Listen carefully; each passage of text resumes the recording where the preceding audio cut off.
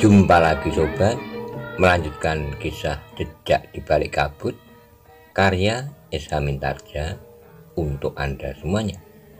Selamat menikmati, salam sejahtera dan bahagia untuk Anda sekeluarga. Salam budaya.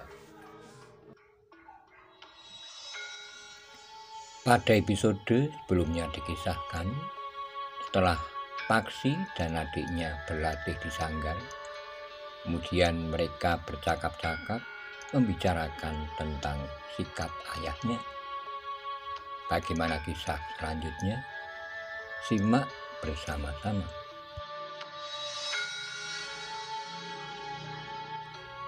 Adiknya menarik napas dalam-dalam, sedang Paksi berkata selanjutnya, "Aku tidak mengerti kenapa tiba-tiba ayah berniat demikian. Sebelum kami membuka hutan jabung, ayah termasuk salah seorang yang mendorong agar kami segera membuka bagian tepi hutan jabung untuk membangun sebuah padepokan.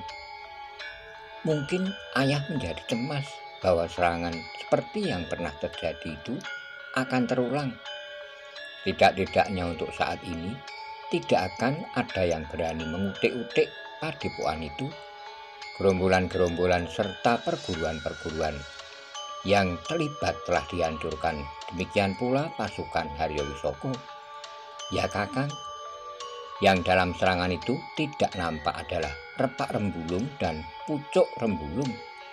Apakah ia memang tidak dapat atau para cantrik dan para prajurit tidak dapat mengenali ciri-cirinya, sehingga mereka menduga bahwa keduanya tidak nampak di arena pertempuran di hutan jabung itu?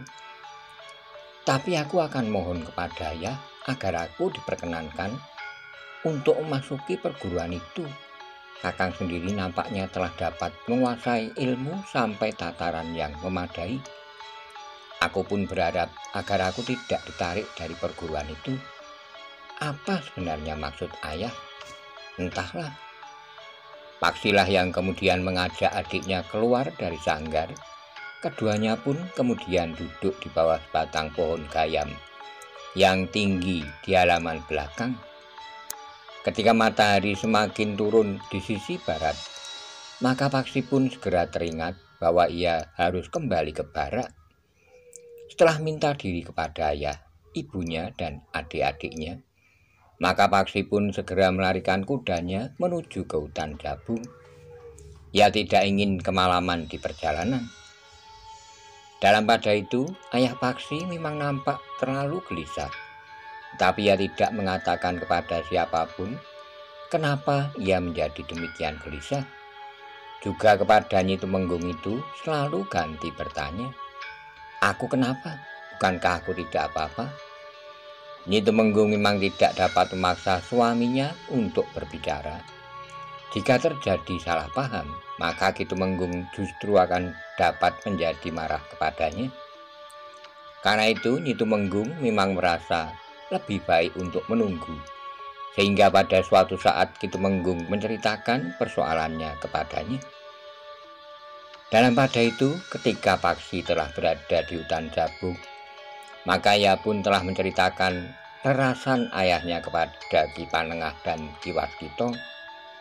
"Kecemasan seorang ayah Paksi," berkata Ki Panengah, "peristiwa yang baru saja terjadi di padepokan ini agaknya telah membuat ayahmu menjadi sangat cemas. Bahwa peristiwa serupa akan terjadi lagi, bahkan mungkin dalam peristiwa serupa kau tidak berhasil menyelamatkan diri."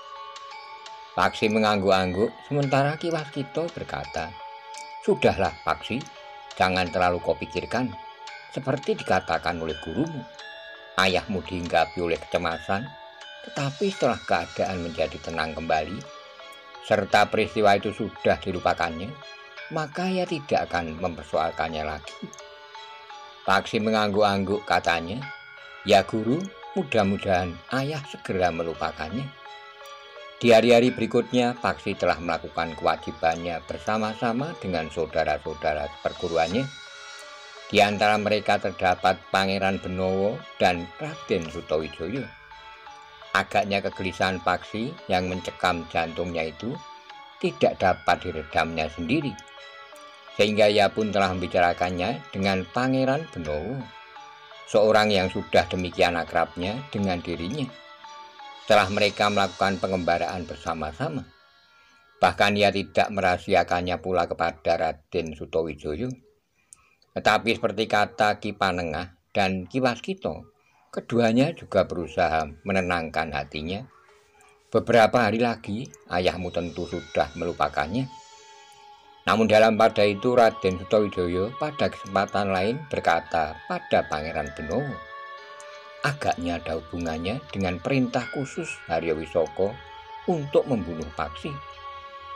Pangeran Benowo mengangguk-angguk. Hampir di luar sadarnya ia bergumam, apa sebenarnya yang dikehendaki ayah Paksi itu terhadap anaknya. Hampir 2 tahun yang lalu, saat itu Paksi masih terlalu muda serta landasan ilmunya masih sangat terbatas. Ayahnya telah memerintahkannya untuk mencari cincin yang disebut-sebut hilang dari istana itu. Bukankah sikap ayah Paksi itu tidak masuk akal? Sementara itu, kawan-kawannya juga anak-anak Tumenggung yang sebaya dengan umurnya masih asik bermain seperti kanak-kanak, berkumpul di alun-alun dengan membawa kuda masing-masing, melarikan kuda-kuda mereka di sepanjang jalan tanpa menghiraukan orang-orang lewat yang menjadi ketakutan, sementara Paksi harus berkuda yang selalu mengintipnya. Apakah Ki Manengah dan Ki Waskita tidak mengetahui alasan yang benarnya kenapa Paksi mengalami perlakuan yang demikian? Agaknya banyak yang mereka ketahui, tetapi yang mereka ketahui itu masih tetap saja mereka rahasiakan. Keduanya memang serba sedikit telah memberitahukan kepadaku, tetapi terbatas pada hubungan yang kurang baik antara ayah dan anak. Ki Waskita pula lah yang membawa aku menemui Paksi dalam pengembaraan itu dan bahkan membayangi perjalanan kami. Raden Sutawijaya mengangguk-angguk, katanya, pada suatu saat rahasia ini akan tersibak. Aku bahkan menghubungkan hubungan buruk antara ayah dan anak itu sudah demikian jauhnya, sehingga aku telah menghubungkan hal itu dengan perintah khusus Paman Haryo Wisoko. Tetapi aku tidak berani mengatakan panggraitaku itu kepada Paksi. Jika aku keliru, maka Paksi akan dapat menjadi salah paham terhadapku. Aku juga berpikir jauh itu, Kang Mas, juga berdasarkan dugaan bahwa ayah Paksi itu mempunyai hubungan dengan Haryo Wisoko. Raden Sutawijaya mengangguk-angguk, namun katanya kemudian, tetapi juga dapat terjadi bahwa seperti yang dikatakan, perintah itu memang datang dari Haryo Wisoko yang tidak senang melihat hubungan Paksi dengan kita. Karena dengan demikian Paksi akan menjadi sangat berbahaya, karena Paksi akan dapat membuka rahasia hubungan Haryo Wisoko dengan ayah Paksi.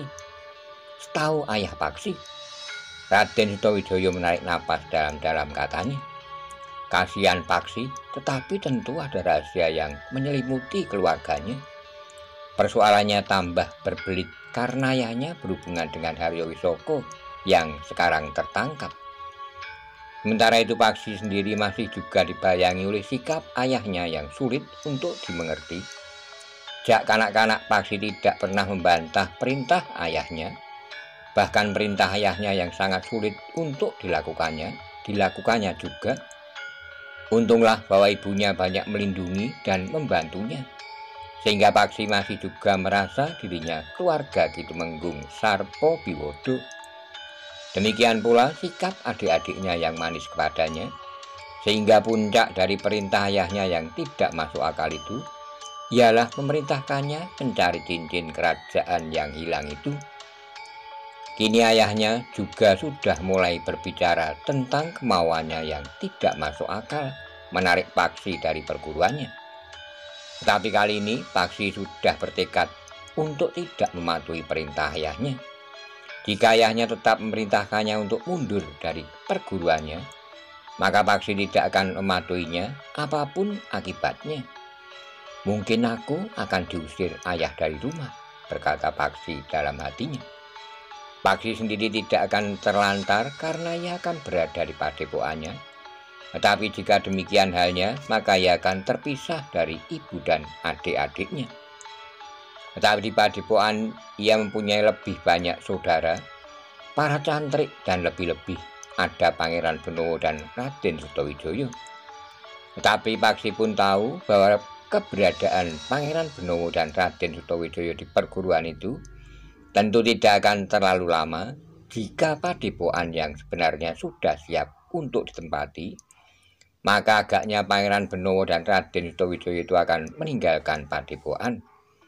Paksi pun tahu bahwa kehadiran Pangeran Benowo dan Raden Sutawijaya adalah usaha untuk memacu para cantrik agar mereka menjadi lebih bersungguh-sungguh. Kehadiran Pangeran Benowo dan Raden Sutawijaya adalah wujud dari restu Kanjeng Sultan dan Ki Gede Pemanahan. Dalam pada itu hari-hari Paksi berikutnya diisi dengan kerja bersama para cantrik dan bahkan juga Pangeran Benowo dan Raden Sutawijaya. Para cantrik yang baru sembuh dari luka-lukanya masih diminta untuk beristirahat. Meskipun mereka ingin sekali segera terlibat dalam kesibukan, mereka yang benar-benar telah sembuh diberi kesempatan untuk melakukan tugas-tugas yang lebih ringan. Seperti yang dikatakan oleh Paksi kepada ayahnya, meskipun para cantrik itu sibuk dalam kerja membangun padepokan bersama para prajurit yang diperbantukan kepada mereka, para cantrik pun telah mendapat tuntunan untuk meningkatkan ilmu mereka pagi-pagi sekali dan lewat sore hari.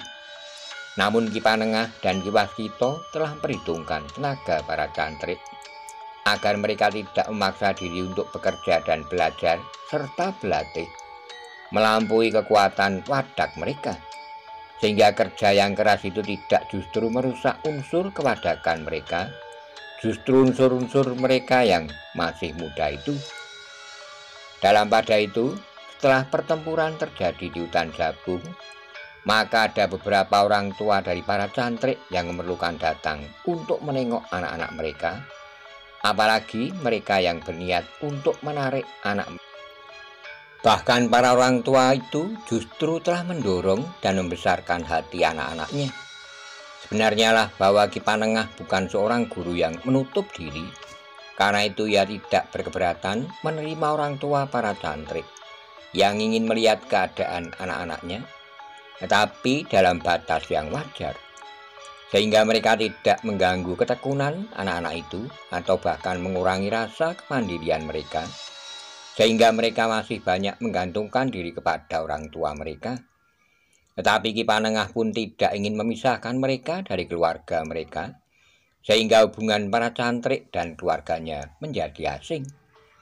Dalam kesibukan kerja itu, Ki Panengah telah menerima kedatangan seorang yang mengaku sebagai utusan Ki Tumenggung Sarpobiwodo untuk menemui Paksi. "Apa ada persoalan yang penting?" bertanya Ki Panengah. "Mungkin sekali, Ki Panengah. Aku hanya mendapat pesan untuk menyampaikannya kepada Paksi, bahwa Paksi diminta untuk pulang hari ini." Ki Panengah menarik napas panjang, tetapi dipanggilnya juga Paksi untuk menemui utusan ayahnya itu. "Kok Paman?" desis Paksi. Demikian ia menemui orang itu. "Ya Ngger, aku mendapat perintah dari Ki Tumenggung untuk minta Ngger hari ini pulang. Besok pagi Ngger dapat kembali lagi ke padepokan ini." Paksi menarik napas dalam-dalam. Ia pun kemudian berpaling kepada Ki Panengah untuk minta pertimbangan.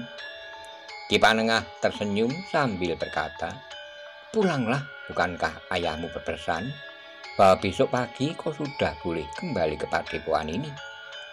Paksi mengangguk sambil berdesis, "Ya Guru." Namun Paksi pun kemudian berkata kepada utusan itu, "Paman, kembalilah, katakan kepada ayah bahwa aku akan pulang hari ini, tetapi masih ada sesuatu yang harus aku selesaikan." "Tetapi kau akan benar-benar pulang hari ini, Paksi?" "Ya, aku pasti pulang." Orang itu pun kemudian minta diri untuk mendahului pulang dan memberitahukan kepada Ki Tumenggung atas kesediaan Paksi untuk pulang hari itu juga. Sepeninggal utusan ayahnya itu, maka Paksi pun telah minta diri kepada Ki Panengah, Ki Waskita, Pangeran Benowo dan Raden Sutawijaya serta saudara-saudara perguruannya. Bukankah kau besok akan kembali, Paksi? Bertanya salah seorang saudara perguruannya. Ya, besok pagi aku akan kembali ke padepokan ini. Namun ketika Paksi sudah siap untuk berangkat, Ki Waskita pun berpesan, Paksi, kau telah ditempa dengan latihan-latihan yang berat. Sebenarnya ilmumu sudah lengkap, kau tidak memerlukan lagi berguru kepada siapapun juga. Dengan cara yang terbiasa dilakukan dalam perguruan yang terbuka, kau memerlukan 1 atau 2 orang guru yang khusus. Tetapi sebenarnya lah ilmumu sudah memadai, sehingga kau telah memiliki alat pelindung yang baik bagi dirimu sendiri. Pengalamanmu pun juga sudah cukup luas. Kau sudah mengenali berbagai macam ilmu dari berbagai macam perguruan yang mempunyai landasan yang berbeda. Tidak-tidaknya kau pernah melihat dan memperhatikan berbagai jenis ilmu. Karena itu, aku percaya bahwa kau mampu melindungi dirimu sendiri terhadap orang lain asal mereka tidak memiliki tingkatan ilmu yang khusus, sebagaimana Pangeran Benowo dan Raden Sutawijaya. Paksi mengangguk-angguk sementara Ki Panengah berkata bahwa tongkatmu, senjata itu seakan-akan telah menyatu dengan tanganmu. Baik guru, saut Paksi sambil mengangguk hormat. Demikianlah, maka sejenak kemudian Paksi pun telah melarikan kudanya dengan kencang menuju ke Pajang. Di sepanjang jalan Paksi tidak kehilangan kewaspadaannya. Mungkin ada orang yang berniat buruk, bahkan mungkin para pengikut Haryo Wisoko yang sudah tertangkap. Meskipun orang yang datang memanggilnya sudah dikenalnya, tetapi hubungan ayahnya dengan Haryo Wisoko membuat Paksi harus berhati-hati. Bagaimanapun juga kecurigaan Paksi terhadap ayahnya sulit untuk disisihkannya. Bahwa ayahnya adalah salah seorang pendukung Haryo Wisoko apapun alasannya. Namun ternyata Paksi tidak mengalami hambatan di perjalanan. Sebelum senja, Paksi telah berada di rumahnya. Demikian ia masuk lewat pintu seketeng, maka yang pertama kali ditemuinya adalah ibunya. Ibu, ayah memanggil aku pulang hari ini. Ibunya mengangguk. Apakah ada sesuatu yang penting? Aku kurang tahu, Paksi, tetapi ayah sekarang sedang menerima seorang tamu. Tamu? Aku tidak melihat seorang pun di peringgitan. Ayah menerima tamunya di serambi kanan. Agaknya kau nanti juga akan diperkenalkan dengan tamunya itu. Apakah ibu tidak tahu apakah yang sedang dibicarakan ayah dengan tamunya? Tidak, Paksi. Akhir-akhir ini ayahmu menjadi semakin tertutup. Aku tahu bahwa seorang istri tidak selalu perlu mengetahui seluruh persoalan suaminya. Tetapi kadang-kadang terbersit juga keinginan itu jika terjadi perubahan sikap suaminya. Dan ibu tidak bertanya kepada ayah. Aku tidak ingin hubungan keluarga di rumah ini dibayangi. Karena itu, ibu lebih banyak menunggu saat-saat pintu hati ayahmu terbuka. Paksi mengangguk-angguk, namun terasa bahwa ada sesuatu yang memang dirahasiakan oleh ayahnya. Ketika Paksi kemudian masuk ke ruang dalam, dilihatnya adik laki-lakinya duduk termenung sendiri. "Di mana adikmu?" bertanya Paksi. Adik laki-lakinya itu terkejut, segera ia bangkit dan berdesis. "Kakang, kenapa kau merenung sendiri di situ?" Adiknya menggeleng, namun di wajahnya tidak lagi nampak pancaran kegembiraan masa remajanya. "Apakah anak ini juga akan mengalami nasib seperti aku?" bertanya Paksi dalam hatinya. Paksi pun kemudian duduk pula di ruang dalam bersama adik laki-lakinya. Dengan nada dalam Paksi bertanya, "Apakah yang dibicarakan oleh tamu itu dengan ayah?" "Entahlah, Kakang, tetapi agaknya tentang sebuah perguruan. Aku tidak tahu apakah ada hubungannya dengan niat ayah menarik Kakang dari perguruan Kakang yang sekarang." Paksi termangu-mangu sejenak, namun kemudian katanya, "Katakan kepada ayah bahwa aku sudah datang." Adiknya mengangguk, ia pun kemudian pergi ke serambi kanan untuk memberitahukan kepada ayahnya bahwa Paksi sudah datang. Suruh ia kemari, sahut ayahnya. Jenak kemudian Paksi pun telah duduk bersama dengan ayahnya dan seorang tamunya. Seorang yang sudah separuh baya, wajahnya nampak suram. Matanya yang agak redup memandang Paksi dengan pancaran kecurigaan. "Inikah anak itu?" bertanya orang itu kepada Ki Tumenggung Sarpo Biwodo. "Ya, Ki Semburwangi, inilah anak yang aku katakan itu." Orang itu mengangguk-angguk. Paksi pun segera mengetahui bahwa orang itu bernama Ki Semburwangi. Dengan nada rendah orang itu berdesis, "Namamu Paksi kan?" Paksi mengangguk hormat sambil menjawab, "Ya, Ki Semburwangi." "Sejak kapan kau berguru kepada Ki Panengah?" bertanya orang itu tiba-tiba.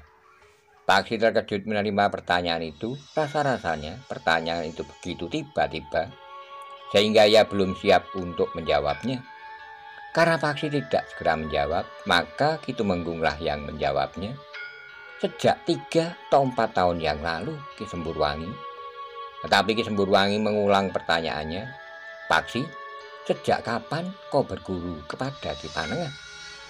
Ki Tembung Sarpo Biwodo pun tahu bahwa Paksilah yang harus menjawabnya. Karena itu dibiarkannya Paksi yang menjawab sendiri. Debar dada Paksi sudah mulai mereda. Ia pun kemudian menirukan saja jawaban ayahnya. "Sekitar 3 atau 4 tahun yang lalu, Ki Semburwangi." "Kau hanya menirukan jawaban ayahmu. Sebenarnya lah memang demikian. Tapi kau pernah berhenti berguru lebih dari setahun, ya Ki Semburwangi. Kenapa kau berhenti berguru?" Paksi termangu-mangu sejenak. Dipandanginya ayahnya juga termangu-mangu. Namun Paksi pun kemudian menjawab, "Aku kemudian mengembara lebih dari setahun." "Kenapa kau mengembara? Kau tentu malas berguru. Kau lebih senang berkeliaran. Bukankah kau menyangka bahwa berkeliaran itu menjanjikan kebebasan kepadamu, sehingga kau tidak lagi terikat kepada paugeran di sebuah perguruan? Tapi apa yang kau dapatkan dalam pengembaraan itu? Akhirnya kau kembali pulang. Kau sia-siakan saja waktumu yang hampir 2 tahun itu. Ketika kau mulai mengembara, kau berumur sekitar 17 tahun, sedangkan sekarang kau berumur 19 tahun. Paksi tidak menjawab, ia hanya menundukkan kepalanya saja. Ia tidak tahu apakah ayahnya sudah berbohong tentang masa pengembaraannya itu, sehingga Ki Semburwangi menyangkanya bahwa ia sekedar berkeliaran tanpa tujuan. "Paksi," berkata Ki Semburwangi kemudian, "apakah kau benar-benar ingin berguru?" Pertanyaan itu juga mengejutkannya. Dengan daya yang berkerut, Paksi pun menjawab, "Aku memang sedang berguru kepada Ki Panengah." "Omong kosong. Apa yang dilakukan Panengah sekarang?" "Ia memanfaatkan beberapa orang muridnya untuk kepentingannya sendiri. Ia telah berhasil mengelabui Ki Gede Pemanahan, bahkan Kanjeng Sultan sendiri, sehingga ia mendapat kepercayaan yang besar, bahkan bantuan yang tidak terhitung jumlahnya. Uang, peralatan, bahan-bahan bangunan dan bahan pangan, tenaga dan wewenang. Tetapi jika padepokan itu sudah berdiri, maka segala-galanya itu akan dilakukannya seakan-akan miliknya sendiri, yang dibuatnya dengan tenaga dan biaya yang dikeluarkannya sendiri." Paksi mengerutkan dahinya. Ia tidak senang mendengar pendapat itu. Tapi ketika ia memandang ayahnya sekilas, maka Paksi pun segera menundukkan kepalanya. "Nah, sekarang aku bertanya kepadamu, apakah kau benar-benar ingin berguru pada sebuah perguruan yang memiliki bobot yang memadai, bukan sekedar arena untuk memenuhi kepentingan diri sendiri?" Paksi pun segera mengetahui persoalan apakah yang sebenarnya sedang dihadapinya. Karena itu, maka sikapnya pun justru menjadi semakin tegas. Ia sudah menentukan sikapnya bahwa ia tidak akan meninggalkan perguruannya. Karena itu, maka ia pun menjawab, "Meskipun Paksi harus berhati-hati. Maafkan Ki Semburwangi, aku memang ingin berguru dan aku..." "Jawab pertanyaanku," Ki Semburwangi membentak. "Apakah kau ingin berguru di perguruan yang tepat, yang memiliki bobot yang tinggi?" "Ya, dan aku sudah berguru pada sebuah perguruan yang tepat," dan memiliki bobot yang tinggi. Diam kau, Ki Sumberwangi hampir berteriak. Aku tidak mau mendengar jawaban seperti itu. Jawaban yang tidak jujur dan dapat memberikan arti yang salah. Calon muridku harus jujur, berani mengatakan apa dan pun sesuai dengan nalar dan keyakinannya. Paksi termangu-mangu sejenak. Sementara itu, adik laki-laki Paksi yang kemudian berada di ruang dalam pun terkejut. Ia mendengar tamu ayahnya itu membentak keras. Apa yang terjadi? Bertanya anak muda itu dalam hatinya. Paksi memang terdiam sejenak, jantungnya menjadi berdebar-debar. Sekilas dipandanginya wajah ayahnya, namun ia tidak dapat membaca apa sebenarnya maksud ayahnya. Sekarang jawab pertanyaanku dengan jujur. Apakah kau ingin berguru pada seorang guru yang mumpuni, yang memimpin sebuah perguruan yang namanya sudah semerbak di seluruh Pajang? Perguruan yang telah berhasil menempa puluhan orang-orang terkenal dan disegani di seluruh Pajang. Tiba-tiba saja Paksi justru ingin tahu apa yang akan dikatakan orang itu selanjutnya. Karena itu maka ia pun menjawab singkat, ya. Nah, kejujuran dengan penalaran yang matang seperti itulah yang aku inginkan dari sikap seorang murid yang baik. Paksi tidak menyaut, tetapi ia harus mengatur perasaannya menghadapi persoalan yang akan menjadi semakin rumit apabila ayahnya ikut menyatakan sikapnya. Namun dalam pada itu jantung Paksi pun tergetar ketika ia mendengar orang yang bernama Ki Sumberwangi itu berkata, tetapi tidak mudah untuk dapat menjadi murid dari perguruanku. Aku mendapat wewenang sepenuhnya dari Ki Ajar Waseso Ting Tunggal untuk menilai apakah kau pantas atau tidak pantas untuk diterima di perguruan kami. Jantung Paksi menjadi semakin cepat bergetar. Kepada Ki Tumenggung Sarpo Biwodo, Ki Sumberwangi itu berkata, Ki Tumenggung, anak Ki Tumenggung agak meragukan bagi perguruan kami. Ia sudah mulai dengan sikap yang tidak jujur, meskipun sikap itu kemudian diperbaikinya. Karena itu, untuk membuat pertimbangan yang mapan, maka aku ingin tahu apa saja yang pernah diterimanya dari gurunya di perguruan yang sama sekali tidak berbobot sebagaimana perguruan Ki Panengah. Wajah Ki Tumenggung berkerut, hampir di luar sadarnya ia pun bertanya, apakah dengan demikian dapat berarti bahwa Paksi mungkin ditolak? Aku ingin melihat jika ternyata terdapat banyak kekurangannya serta sikapnya yang tidak jujur itu, maka Paksi akan dapat diterima dengan syarat. Ki Tumenggung menarik napas panjang.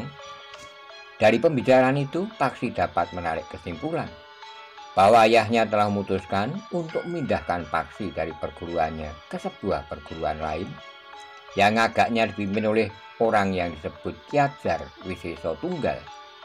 Sedangkan Ki Sumberwangi adalah salah seorang kepercayaan Ki Ajar Waseso Tunggal. Ki Tumenggung, berkata Ki Sumberwangi, apakah Ki Tumenggung mempunyai sanggar yang memadai? Maksud Ki Sumberwangi, kita akan pergi ke sanggar, aku akan menilai kemampuan Paksi dalam ulah kanuragan. Ki Tumenggung tidak usah menjadi cemas. Jika sesuatu terjadi atas Paksi, aku akan dapat mempertimbangkan sejauh mana aku akan mengujinya. Baiklah Ki Sumberwangi, jawab Ki Tumenggung. Di belakang ada sebuah sanggar kecil. Aku tidak tahu apa sanggar kecil itu memadai atau tidak.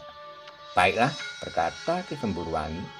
Lalu katanya kepada Paksi, kita akan pergi ke sanggar. Aku melihat kesombongan di matamu, juga dalam sikapmu yang tidak jujur itu. Nah, karena itu maka aku ingin meredam kesombonganmu dan mengetahui apakah kau memiliki bekal yang memadai untuk menyombongkan diri. Baru kemudian aku akan menentukan apakah kau langsung dapat diterima menjadi murid di perguruan kami atau harus menempuh berbagai macam syarat. Paksi tidak menjawab. Ketika ia mandang ayahnya, maka ayahnya pun berkata, kita pergi ke sanggar, Paksi. Jika saja kau bersikap jujur dan tidak sombong, maka penilaian seperti ini tidak perlu. Paksi tidak menjawab, tapi getar di jantungnya justru semakin